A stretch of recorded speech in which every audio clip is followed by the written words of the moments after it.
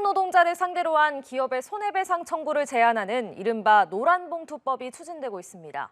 불법 파업에 면죄부를 주는 것이다, 아니다 논란이 뜨거운데요. 김지수 기자가 주요 쟁점들을 짚어봤습니다.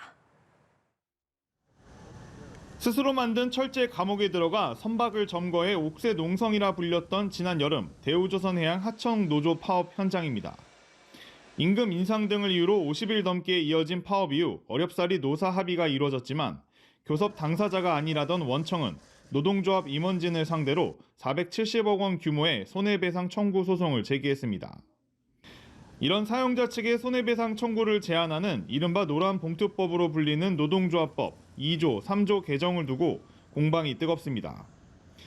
우선 경영계 안에서 불법 파업을 해도 책임을 물을 수 없다는 주장이 나옵니다. 어떤 불법 행위를 하더라도 어떻게 보면 면죄부를 주는 듯한 그런 효과가 있기 때문에 오히려 파업이 늘어나서 산업 손실도 굉장히 커질 것이라고 생각을 합니다. 그런데 아직 단일한 개정안이 나오진 않았지만 더불어민주당과 정의당 의원 50여 명이 공동 발의한 내용을 살펴보면 불법 행위 책임을 면해준다는 내용은 없습니다. 다만 조합이 아닌 개인에 대한 배상을 제한하거나 위법 행위로 직접 발생한 것이 아닌 영업 손실 등은 빼도록 했습니다. 악용 사례를 막아보겠다는 겁니다. 발생한 손해를 보전받겠다라는 목적으로 발생을 한다기보다는 그냥 괴롭히기 위한 목적으로 쓰이는 경우가 많습니다. 일단 모든 조합원들을 상대로 소를 제기하고 회사를 상대로 노조를 탈퇴하는 경우에 소치하를 계속해 주는 거죠. 그래도 조합의 재정 규모 등을 고려해 사실상 배상 금액의 상한을 정하는 조항이 있어 재산권 침해 논란은 남습니다.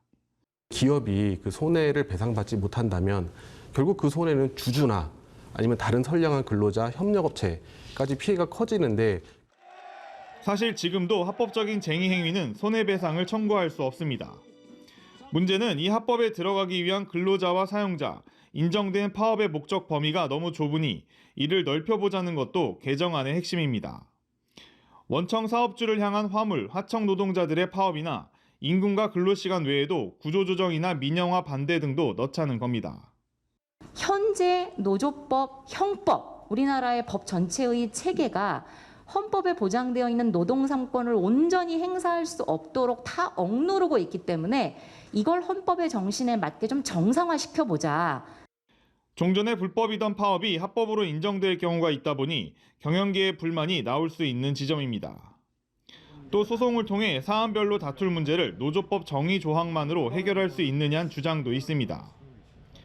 총칙에서 아무리 정의를 넓혀놨다 하더라도 각칙을 적용할 수 있는 상대들은 다시 좁아질 수밖에 없어요. 진영을 떠나서 그 노조법의 전체 체계를 고려했을 때도 굉장히 좀 마땅치 않은 법안이다라는.